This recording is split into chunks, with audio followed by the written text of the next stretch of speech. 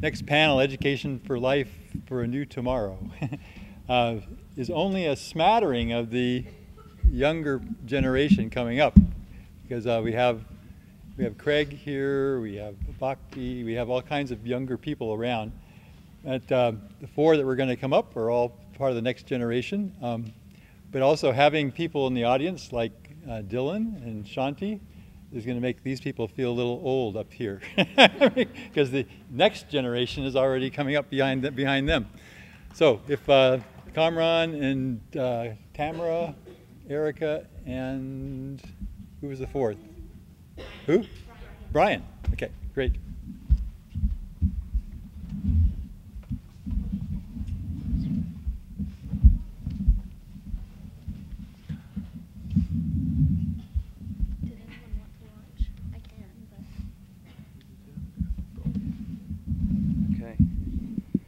So, I saw something kind of funny and true the other day about this little article. I think it was called 4,000 Years of Medicine, I think it was called. And 4,000 years ago, somebody gets sick, and they say, here, eat this root, it'll make you better. And then 3,000 years ago, someone says, don't eat that root. Do this ritual and say this prayer, that'll make you better. And then 2,000 years ago, somebody says, don't use that heathen prayer. Here, take this potion. And then, of course, in modern times, we say, don't take that potion. Here, take this pill. It will make you better. And then today, we say, don't take that pill. That'll poison you. Eat this root. So, like turmeric or something. And I think education works the same way. And 4,000 years ago, what existed in education? Does anybody know what was happening in the education world? Gurukul schools in India. So the same model that we're trying to reinvent today, or that EFL is based on, existed 4,000 years and beyond in ancient India, and a similar model in other parts of the world, the mystery schools of ancient Egypt, and even in ancient Greek, which we claim to be basing modern education on. Our modern academics, their first academic schools were sacred spiritual schools, and they'd have more in common with EFL today than public schools. So I think about these things as a teacher, but also my own teaching path into EFL school has been in sync with this idea. When I first, for most of my life, since I can remember as a child, I was an atheist. I didn't believe in God, or I didn't think that that was the most important thing. I was more focused on people and more focused on, well, nature too. So I wasn't really an atheist. But when I first discovered yoga and meditation and started practicing yoga and meditation and started embracing my own spiritual path, within a week or so, that's when I started teaching as well. And when I learned to meditate, I also taught my students to meditate. And when I learned Hatha Yoga postures, I taught my students Hatha Yoga postures. And when I learned what Dharma and Karma and reincarnation were, then that was woven into my AP English Lit subject material. I think it was Hamlet. Dharma, Karma, reincarnation, and Hamlet. This is really a great class, actually. But I suppose that's why it's kind of natural for me to think about these two things as just inherently intertwined. I don't consider meditation a profession, but I also don't think of teaching as a profession. Meditation is a practice, teaching is a practice. Meditation is something sacred. I think teaching and education is something sacred. You don't get credit for meditating every morning and every night. Even though you may very well be uplifting the consciousness of the entire planet, nobody will give you an award for that. And also, though you may be a teacher and you may be influencing the minds and hearts of the future leaders of the world, don't expect credit for that either. Maybe one day. But the first time that I taught in a Living Wisdom school, I was going through a very kind of rough time in my personal life.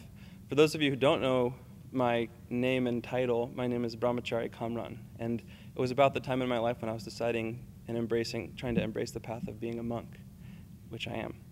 And it was a tough decision, to be honest, not because I didn't want to be a monk, but I wasn't sure it was practical. I wasn't sure on multiple levels it was the right thing to do, not just for me, but just for my participation in education and in cooperative spiritual communities. And I was really struggling with this issue, to be or not to be a monk. And I came to teach my first Education for Life, Living Wisdom School class. I was teaching to 4th and 5th grade, I think. It was Greek mythology. And it was a lesson on the Greek gods. And so every time I say Zeus, I want all of you guys to do your best thunderbolt sound and to put your arm up like this. So when I say Zeus, not bad. They were a little better, but that's okay. And when I say Poseidon, I want you to go like this. Bloop, bloop, bloop, bloop, bloop. Poseidon. Good. And when I say Hades, I want you to say brains. Hades. Brains. Very nice. And so there, atop Mount Olympus, the clouds parted, and Zeus stood. And out of the ocean, thundering on his chariot with 5 white horses, came Poseidon. And through a crevice in the earth came a shadowy shroud of Hades, the 3rd brother. Hey, you guys are pretty good. So my lesson ended. The kids walked outside. I'd also talked a little bit about how flowers influenced Greek mythology. It was an inspiration for the ancient Greeks. And so one of the boys I saw out in the meadow, it was spring, took a flower and he put it behind his ear. And almost by some law of magnetism, some other boys started to gather around him and kind of lightheartedly tease him. And I heard one boy say, "Boys don't wear flowers, girls wear flowers." And before I knew what was happening, I watched my feet walk out to that boy, and I sat down next to him, and he had taken the flower out of his hair, and I grabbed it from him, and I put it in my ear, and I said, "I'm a boy, and I wear flowers." And then something really amazing and magical happened, and I'm still not sure how or why it happened, but all the kids kind of spontaneously started picking wildflowers from the field, and they came and they covered my hair and gave me a whole hood of different spring wildflowers. And everywhere I walked for hours afterward, the flowers were falling. And I kind of had a couple other errands to do, and I kind of forgot, and so people were laughing at me and probably thought I was a hippie or something. But then I returned to my car. I was going to go on to the next thing in my day, and I kind of sat down in my car, and I came back to my problem and my choice, and was thinking about how I really still had no idea what I wanted to do. And as I sighed and dropped my head, these flowers came falling down into my lap, and I had this wave of just deep peace and intuition. And then I saw the faces of the kids who were putting flowers in my hair, and they weren't students, they were souls. And I taught them Greek mythology, but they were divine channels at that moment. And that's the philosophy and the practice that I believe in, and that I consider the kind of the core of EFL is one student, one soul. And the one student, one soul practice, I think, has the power to transform any type of education, no matter what, the classroom or the philosophy or the curriculum. That sort of approach, whatever your religion is, whatever your unique spiritual practice is, that's a universal way to relate to kids. And I think in the higher ages of roots for medicine, that's the only way to teach children. I just heard in the state of Nevada, they passed a really revolutionary type of education, a new reform happened, which is basically going to introduce in the next year a true voucher system, so that private, public, and charter schools alike will be eligible for government-sponsored education. So, and it's surprisingly not getting picked up that much in any news, which is not a good sign, but it's happened. And I have a couple friends on some California advocacy groups for education, and they said in 2018 they're going to push for the same thing in California. And there's going to be a lot of energy, so whether it passes or fails, it's going to introduce the concept to everybody. It's going to be really public. So this is a really important time to be an Education for Life teacher, and though we may seem relatively small or kind of like a seed that's still a 40-year-old seed that's still waiting to sprout. I think we have sprouted. We're more like a sapling. And oak trees take 7 years to put down their taproots before they actually grow above ground. So this is not an unprecedented effort in nature. But what we're offering is going to meet the student needs of a future that is coming, or a future that has already arrived. And our present-day education culture, not just the systems and institutions, but the culture, is so horribly obsolete.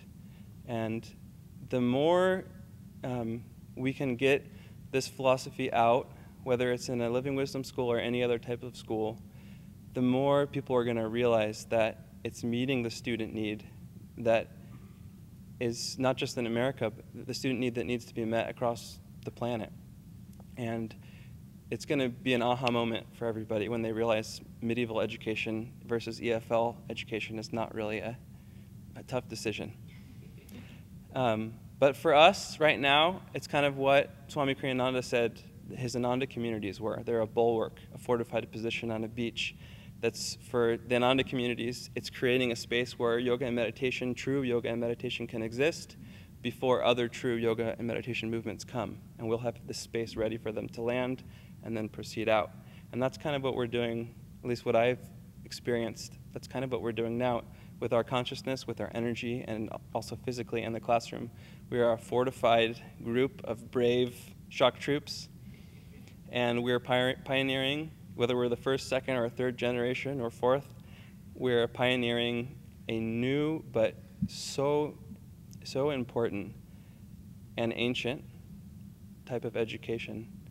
And so I just want to take this opportunity to thank you guys for your efforts and your sacrifices as teachers, as educators, as supporters. Thank you guys.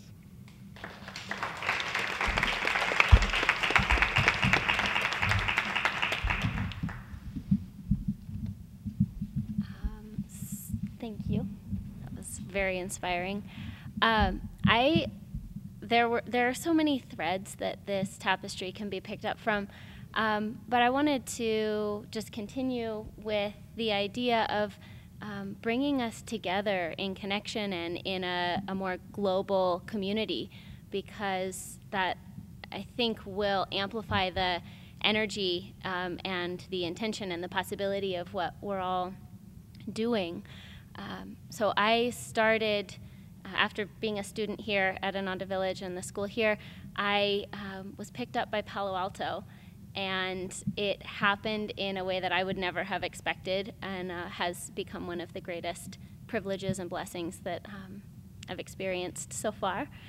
But what I was so taken with is that in Palo Alto, there are so many incredible expressions of education for life, and I came in and was incredibly inspired, and then I started wondering, well, what does it look like other places? Because I keep hearing and becoming more and more aware of, when you're working from an intuitive level, it's not ever going to look exactly the same on the surface. The foundation and the underlying strength and philosophy is there, but it's never going to be exactly how it is in another classroom, in another school, in another community. So I am in the process of doing little pilgrimages to other schools, and I haven't yet made it to Seattle.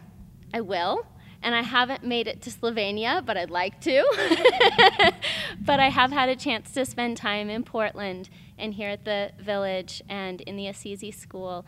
And it's so inspiring to see it popping up in completely different ways. And I feel like every time I go out, whether it's actually in person, landing in a place, or exchanging emails with Premi, or coming together at a conference like we are right now, I always leave uplifted, inspired, and with a whole new set of tools for my tool belt. And of course, when I bring them back, they take on a little resemblance of what comes through me. But I've gained so much inspiration from drawing on our community, our larger community. I wanted to just plant the seed idea that as educators, as parents, as advocates for this movement that we all take it on ourselves to make connections today and to nurture those, whether it's via email or phone calls or trips, whatever it is, that we stay connected and we keep drawing on each other for inspiration. I'm hearing little inklings of a lot of other really exciting things happening too, where teachers are planning programs together. And I think I can say this going out live, but I just was hearing about an idea to bring as many middle school groups together as possible to have a larger experience and to give the students a connection with other students from other schools. How exciting. I think, I don't know about if it's true for you, but for me, I often feel like I'm on this little island, and I love what's happening on the island, but I forget that I'm connected to this worldwide network. And for teachers and for students and also for families who are inspired by what we're doing and have chosen to be a part of it, I think it's all of our jobs to help everyone to start feeling more and more and more engaged with one another. One thing, I'll just plant it in the ether a little bit more strongly. In Italy, every year they have an international family week, and upwards of 100 people gather and have a week like we do here in the States of Family Week, and there's classes and experiences and programs happening for families, but on a bigger scale and an international scale. We're hoping to create a program for this coming year of bringing families from the US also over for that and for a little more exploration in Europe, and framing it in the context of inspired family travel or family pilgrimage, but connecting it with the program in Italy and having the first intercontinental family week. But I think if all of us look for little ways of linking to each other and creating those connections, I think it will simply add to the growth of our sapling and help make a stronger impact and amplify the inspiration. So.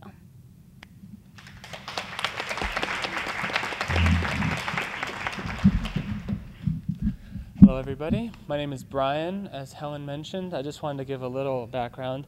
I went to the Palo Alto school. I was a founding child. I didn't do anything, I just showed up. I think my parents were more involved. Yeah, well, you have to have kids to have a school.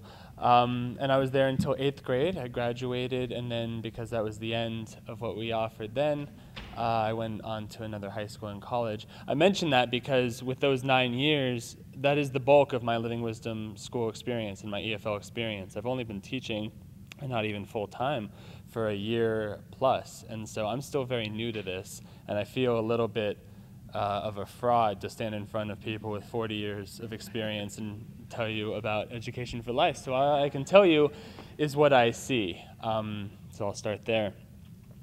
I was just handed, or will be handed soon, the sacred keys of the marketing budget. There's a marketing budget, right? Yeah, so we're gonna have to get creative. But I've been trying to think, and this was something we talked about at the last conference. How do you describe education for life? We all know from an intuitive feeling how amazing it is. Like we're all, basically, I think everyone here, we're meditators, we're on this spiritual path or a spiritual path. So we have a sense of what we have and how special it is, but that comes often through what we see, but also through our own intuition. And so communicating that can be kind of hard. I remember we had an assignment last time to think of an elevator speech, the 15-second, 20-second thing. How do you describe EFL to someone just in like a flash?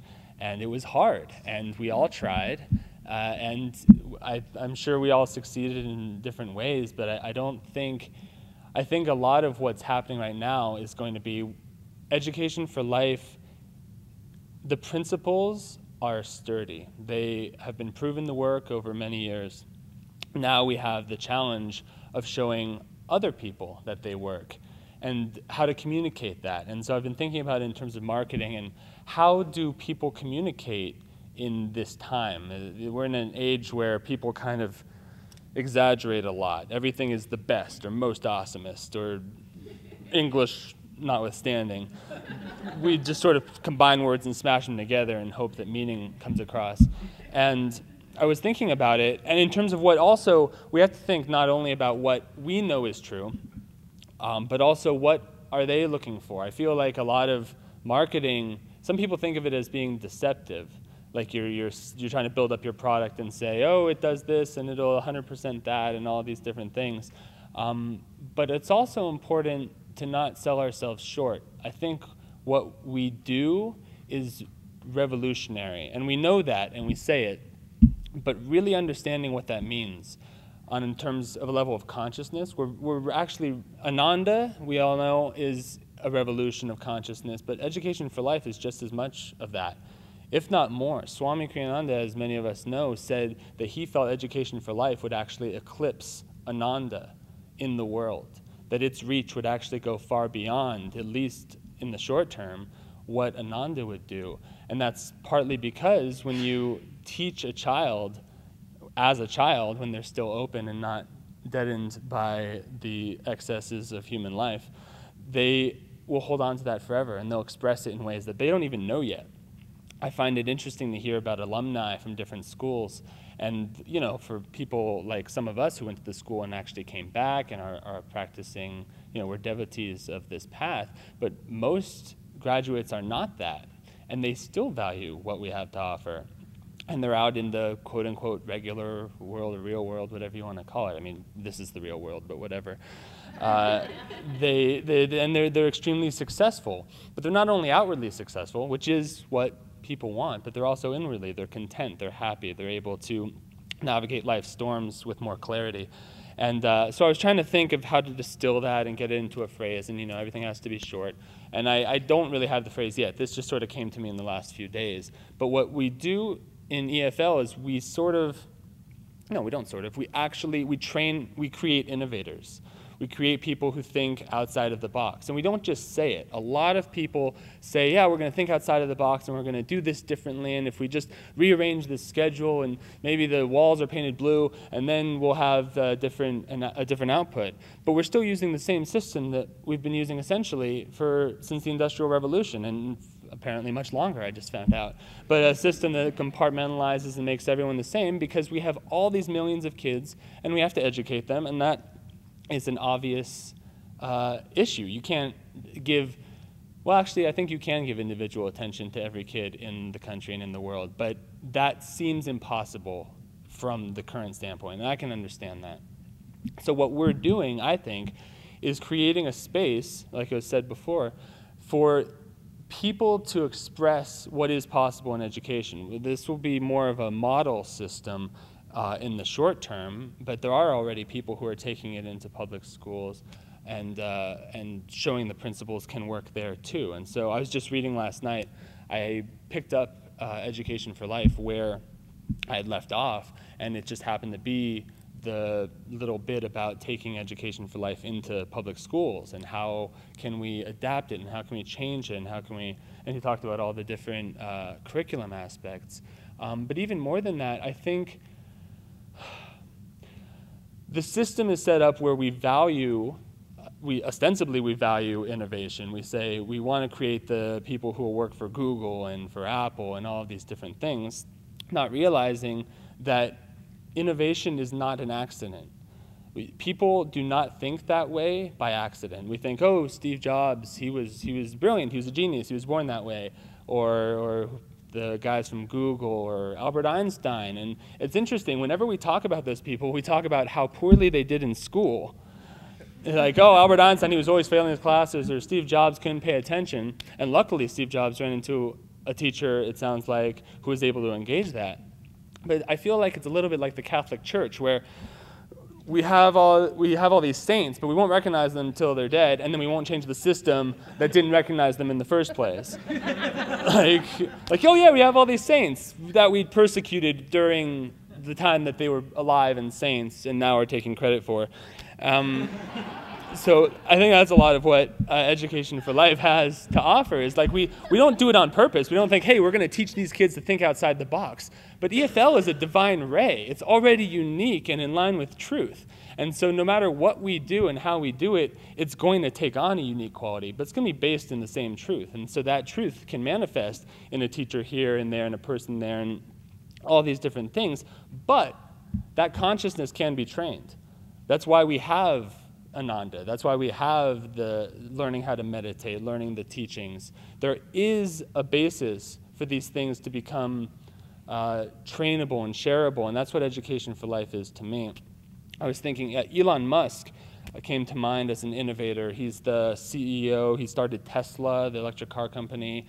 He started SpaceX. He's sending rockets into space. A very interesting guy. And he recently started a school for his employees' children because he didn't like what was going on in the education system that he saw. And he doesn't, I mean, by his own admission, he doesn't quite know what to do with it yet. He just knows something needs to change, and so he's putting out the energy. And we're seeing this energy popping up all over the place. Education for Life won't be the only one, isn't the only one. But we do have a very particular corner on that market, and that is the spiritual component, because we're not just training innovators in industry, we're training innovators in consciousness, and that often will manifest through industry, but it will also manifest in spiritual leaders. It will manifest in people who are examples to everyone around them. I was thinking, I'm going to embarrass Shanti a little bit, our 12th grade class chose and is going to put out the energy to fundraise their own trip this year to go to India, and not just to see the Taj Mahal and all the different things and cultures and experience different money and see how that works, but to go on pilgrimage. They want to see holy sites. They want to feel vibration. That's the product of going through a system like this for this long. It's not like we tell them, hey, you have to meditate, you have to be spiritual. We do have sadhana now at the beginning, but we offer and we say, try it for yourself. See how it works. That was what Master said. That was what Swami said. Here is something that I think will help you. Try it out. See what happens. And this is the result. 100% of our 12th grade class is now going to go on pilgrimage as part of the school. 3 out of 3. It's 100% sounds better. I mean, that's the other thing about marketing. You always want to put it in the way. Maybe your graph starts at 90% and goes, oh, look at this big graph. That's how it works. So I'm very grateful to be a part of this and to really, I mean, I can see how it manifested in my own life. I was lost, as everyone is at some point in their lives, but I only had to spend a few years being lost. I got to find it when I was 22. And I think that has everything to do with Education for Life and growing up around people who are aware.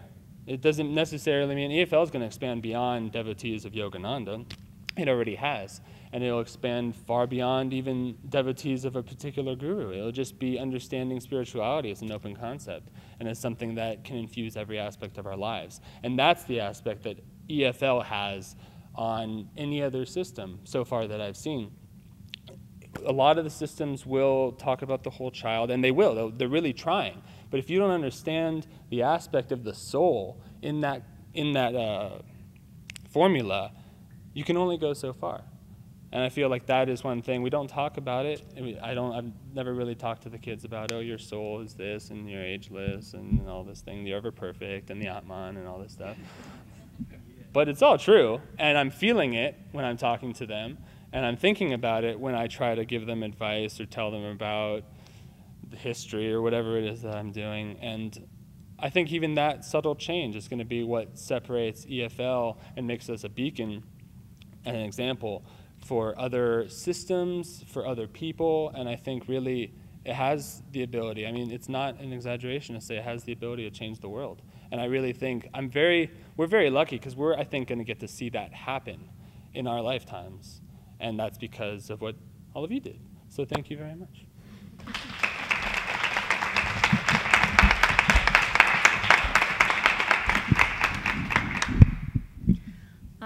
My name is Tamara, and I grew up here. And many of the faces that are here were my teachers and are now my children's teachers.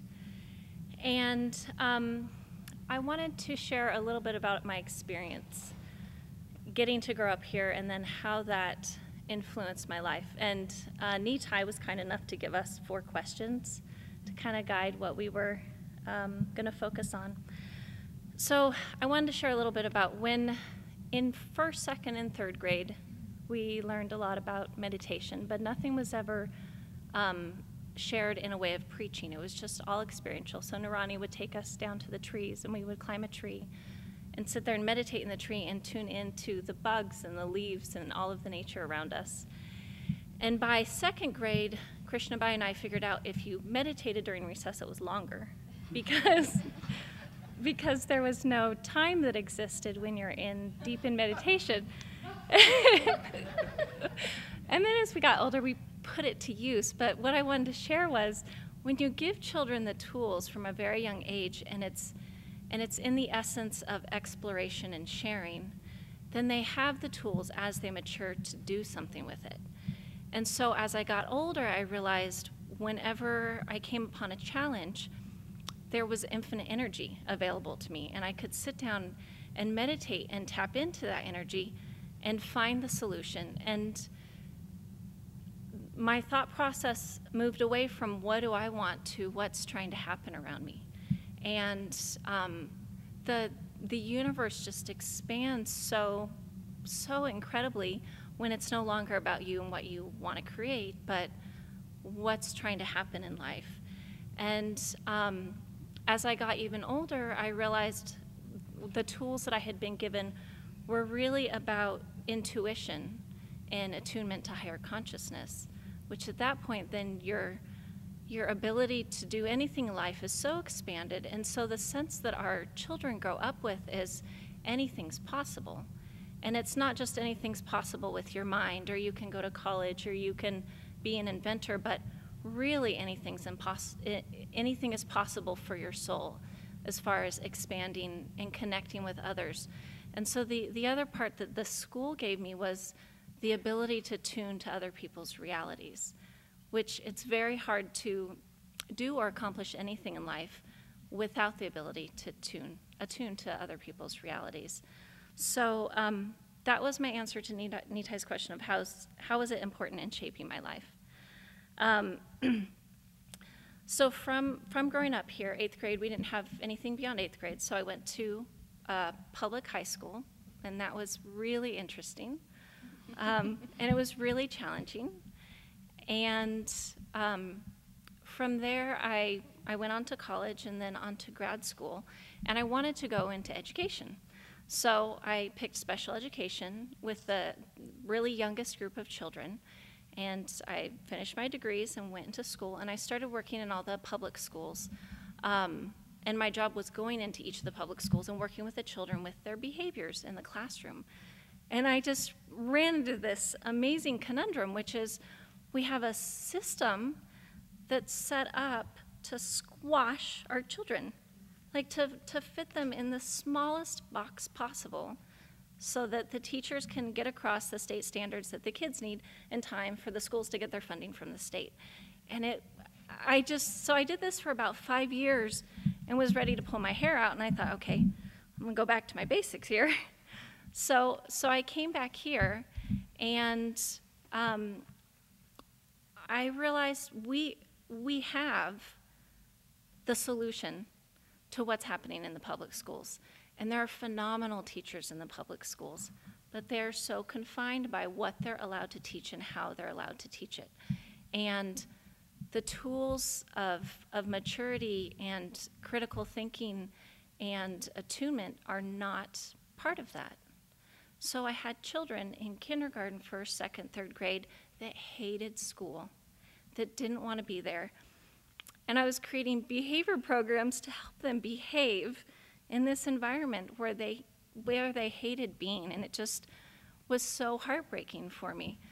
And so I feel like we have so many parents now, because there are charter schools that are aware of this, and they're saying we want something different for our kids. We don't know what it looks like, but it has to be something better, and there has to be something different.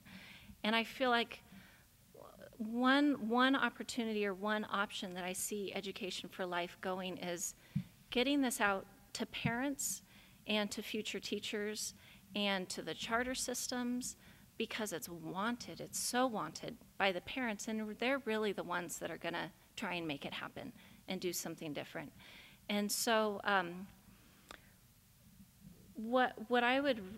my personal goal, what I'd really like to find a way to support the school is to expand beyond supporting our kids within the Nanda community, which we already do, but expand beyond even the local community and start offering training, which we are already starting to do, but really move in the direction of training teachers who also have California credentials that want to work in alternative schools and want the training that we're offering. Because I feel like Kamran was saying, this is the shift that really could move education in the direction of what education really is about, which is expanding the soul's consciousness and away from basically passing out information so children can pass tests. So I'm so incredibly grateful to be here. I'm learning so much. I have so much to learn. And I really hope that what we all can do to work together is really to expand this and get this out to the world and the larger community and to other countries and to other states and get it into the mainstream so that our public school looks like this, even if it's vouchers or charters or whatever way it can manifest. So.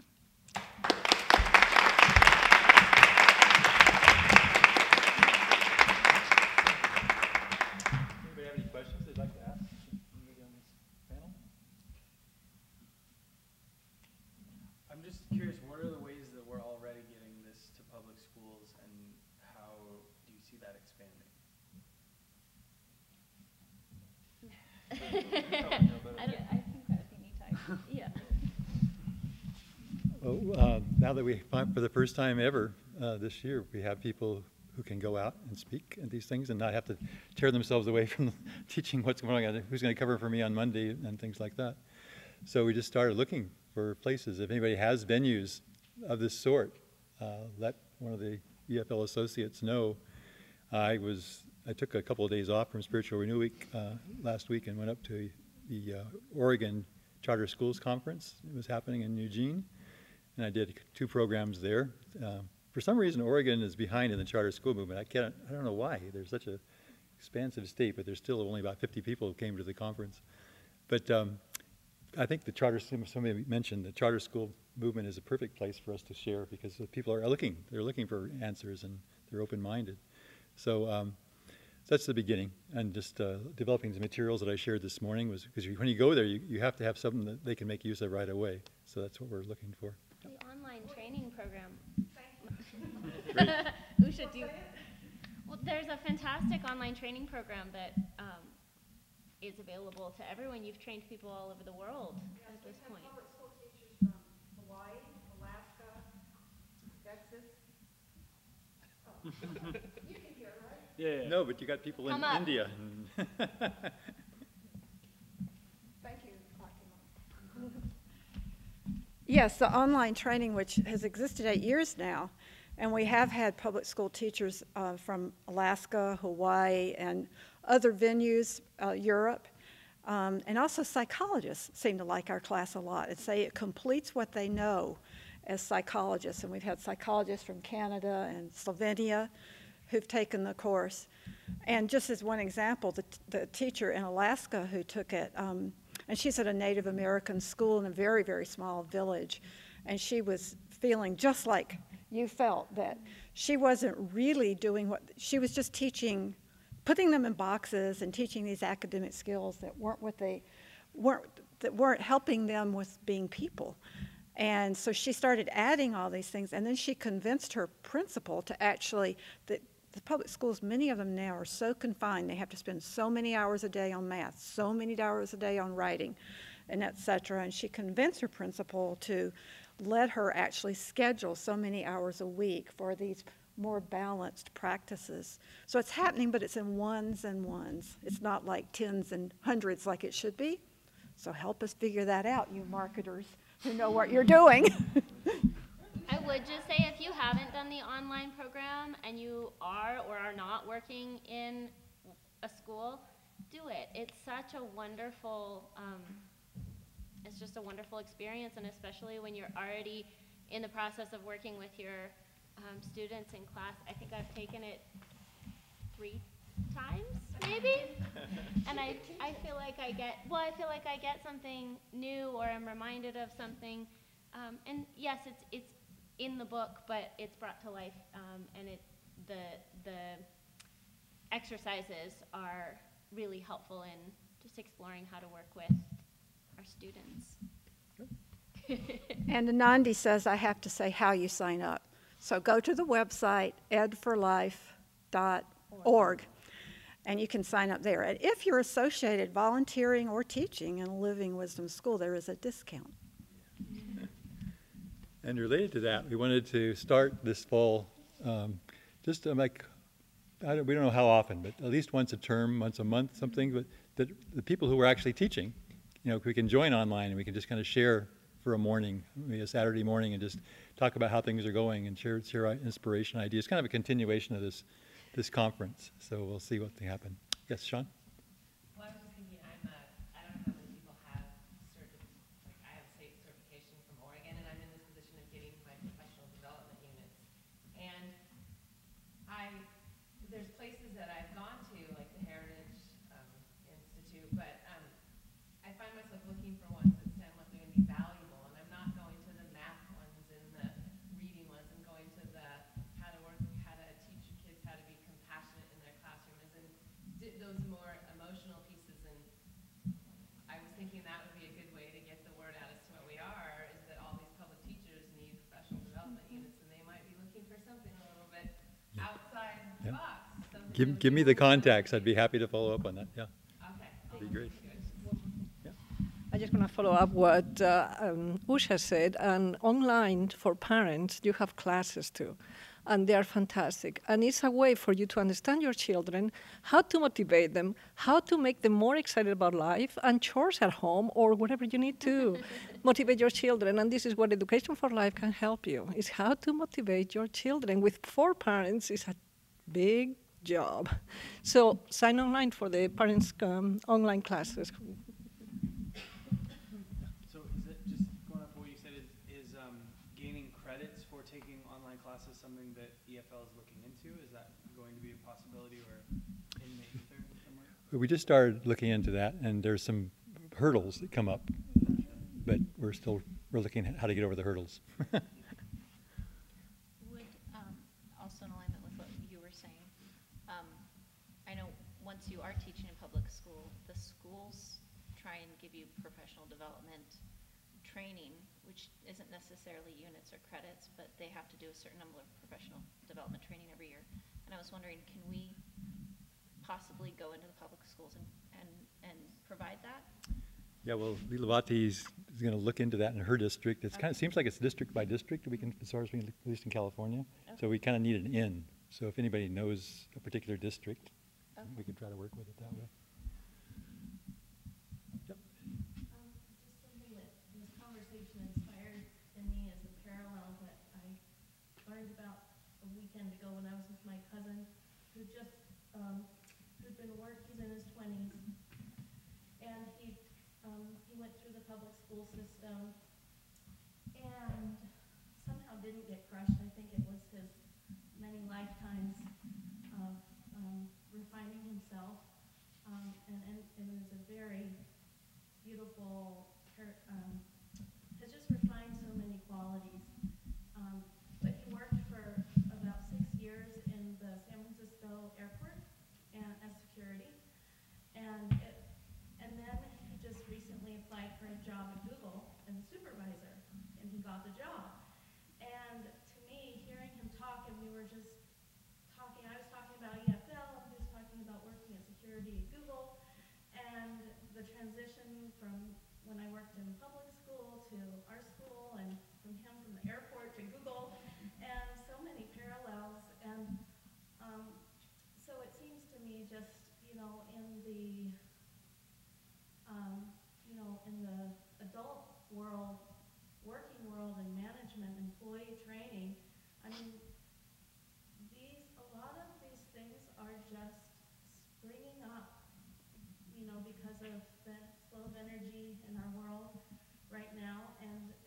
seems like, I don't know, I just wanted to say that because it just, there's a lot of inspiration right now, and so I think Nitai has often said, let's find people who are doing what we're doing, maybe in a different place or with different people, but connect with them. And even if you find somebody in the grocery store and you strike up a conversation, but it just all helps to keep the energy flowing. Thanks, Bremy. Alex? Well, I think that's what you've been talking about, and also what you were saying about the marketing. I think that what's beautiful about Education for Life is that it really is education for life. We talk a lot about the schools. A lot of us are, we started there, but it's not just children that experience life. We all experience life, and the principles that you work with Education for Life, I think that's what's so inspiring to me about being a teacher, is that it's part of my journey, and it's about my life, and that I want to be a teacher. That's part of my soul's experience here. And I think that's true also of people who work in businesses, and maybe they're managing people, or maybe they're an employee, and they want to know how to navigate that better and to really understand themselves and the people that they're connecting to. And cooperation, understanding people, personal development, that's something that never ends. So I think maybe when you're thinking about the marketing, being able to market this to everyone, have something that, people can participate in the online training, not just if they're a teacher, but if, they have specifics, somewhere that they want to work on and grow. So I think Education for Life really has something to offer for everybody.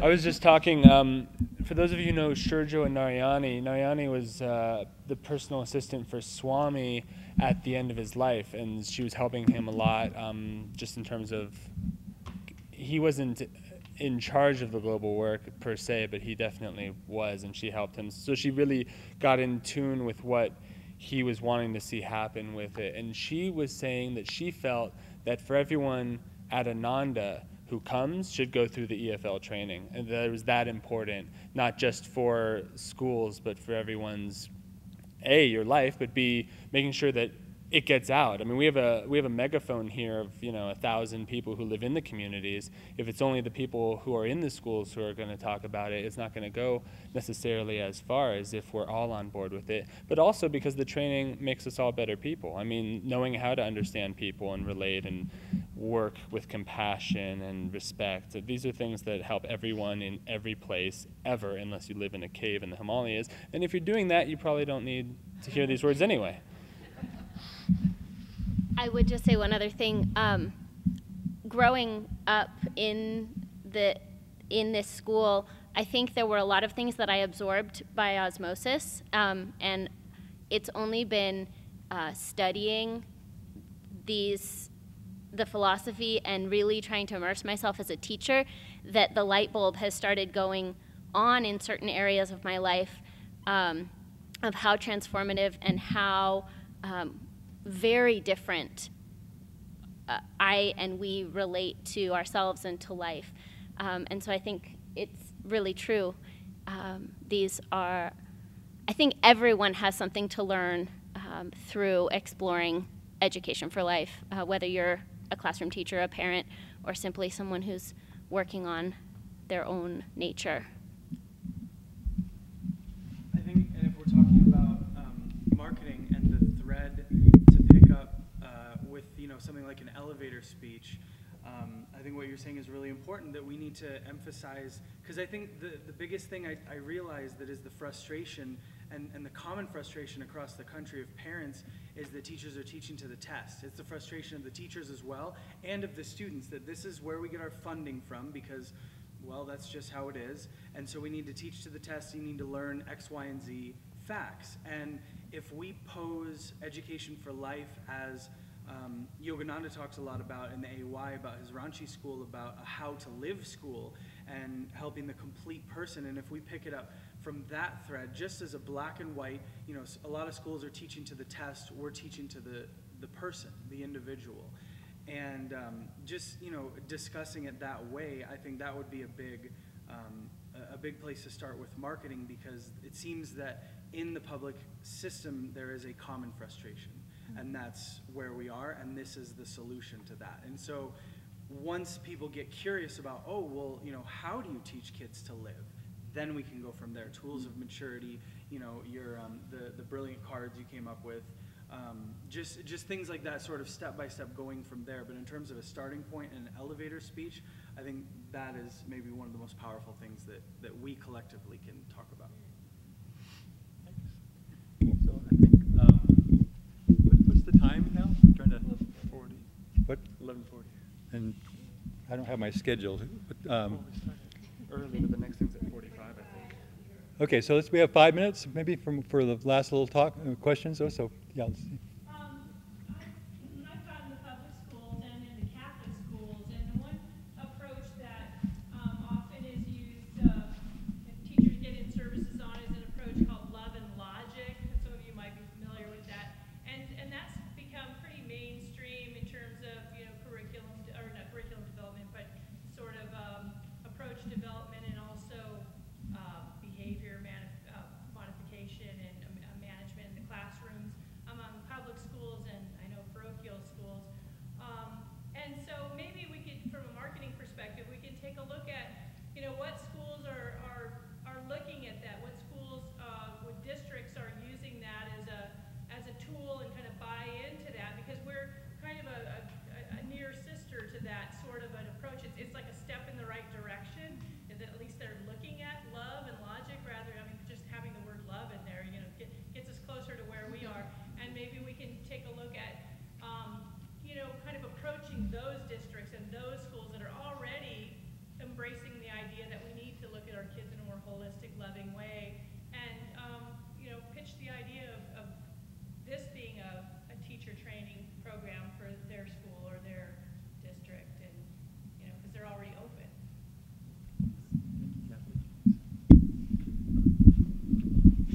Okay, let's take a short break, and then we have our experts from Palo Alto coming up. Who might that be?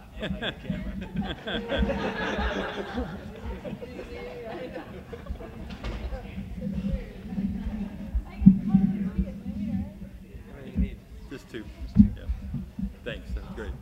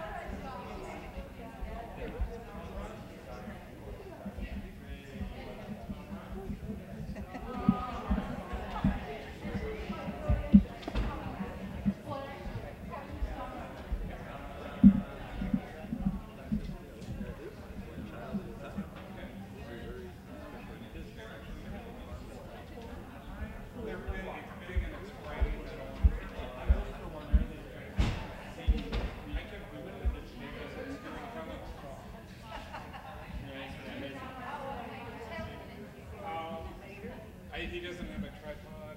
Wait, can you do a chair?